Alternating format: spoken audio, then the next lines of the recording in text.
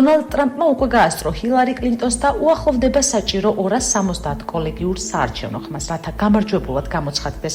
მისი გამარჯვების შანსები ამერიკის და მსოფლიო ფინანსურ ბაზარზე უკვე საგრძნობია. თუმცა ტრამპის გამარჯვება მსოფლიოსთვის შესაძლოა უფრო მძიმე შედეგის მომტანი აღმოჩნდეს. რუსეთის და კერძოდ პუტინის მიმართ გამოცხადებული სიმპათიები და აგრესიის შემთხვევაში ჩამოუყალიბებელი პოზიცია, ნატო და ევროპის მიმართ საკმაოდ ბუნდოვანი ხედვები, კლიმატის ცვლილების უარყოფა, ირანთან ბირთვული იარაღის ხელშეკრულების გაუქმების დადებული პირობა, იმიგრანტების მიმართ მკაცრი ზომების დაწესება და ქსენოფობიური განცხადებები და ეს მისი პოპულისტური და სრულიად გაუთვლადი რეაქციები კრიზისულ სიტუაციებში.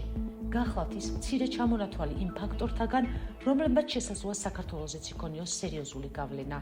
თან 2 წელი არც კონგრესი და არც სენატი დააბალანსებს მის შეუზღუდავ ძალაუფლებას. არსებობს ყალბი ამერიკაც. ეს დონალდ ტრამპია. მსოფლიო მასხარას ეძახდნენ წლების განმავლობაში, მაგრამ ეს კლოუნი ბოროტი კლოუნი აღმოჩნდა. ძალიან საშიში. ასევე ოლიგარქმა, მაგრამ ხო ისაუცრება ამერიკის პრეზიდენტმა ეს გადაყლაპა. ძალიან მიხარია ბაიდენის გამარჯვება, მაგრამ კიდევ უფრო მეტად მიხარია ტრამპის წასვლა. ამერიკას არაფერი გუშინ ნამდვილად არ ემუქრებოდა, უბრალოდ გამოჩნდა ის, რომ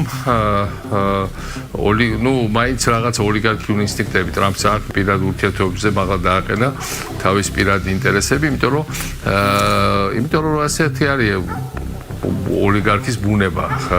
ტრამპი კი დემოკრატიის ის შეცდომაა, რომელიც ხდება ხოლმე, რადგან დემოკრატია სულაც არა მმართველობის საუკეთესო ფორმა. ოღონდ მასზე უკეთესი ჯერ არავის გამოუგონია.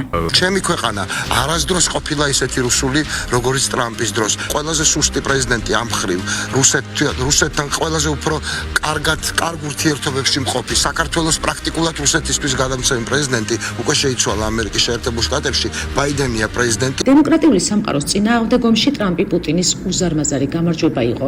ცხადია ეს ბევრ ადამიანს ესმოდა, ვინც ამაზე ხმამაღლა ვერ საუბრობდა. თუმცა ახლა, როდესაც რუსეთის ეს პოლიტიკური პროექტი პრინციპში ფიასკოთი დასრულდა და ინსტიტუციურმა მოწყობამ, რომელიც ამერიკის შეერთებული შტატების დამფუძნებელმა მამებმა 2 საუკუნის წინ შექმნეს, იმუშავა, დრო გაბედული ნაბიჯები გადაიდგას. დაიწყოს ტრამპის იმპიჩმენტის პროცედურა, ეს მას სამუდამოდ ჩამოაშორებს პოლიტიკას. რაც ვერ გაითვალისწინა რუსეთმა და რატო დასრულდა საბოლოოდ ფიასკოთი მისი ეს პოლიტიკური პროექტი, არის ის, რომ ამერიკის შეერთებულ შტატებს აქვს უძლიერესი სახელმწიფო ინსტიტუტები. ჯო ბაიდენი არის ამერიკის შეერთებული შტატების შემდეგი პრეზიდენტი. მსოფლიო უბრუნდება კანონზომიერებას, მალე საქართველოშიც.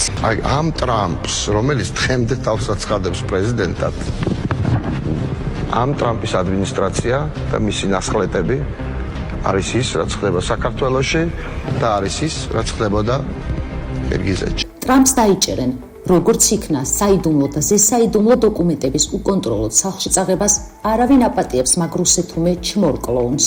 ეს არ უნდა შერჩეს ტრამპს, ჯარი დგას კაპიტოლიუმში. ტუტუცი ტრამპი, იქნებ ყველამ გაიგოს პოპულისტი, ტუტრუცანა კრეტინი მილიონერი, რასაშიშია ხელისუფლებაში.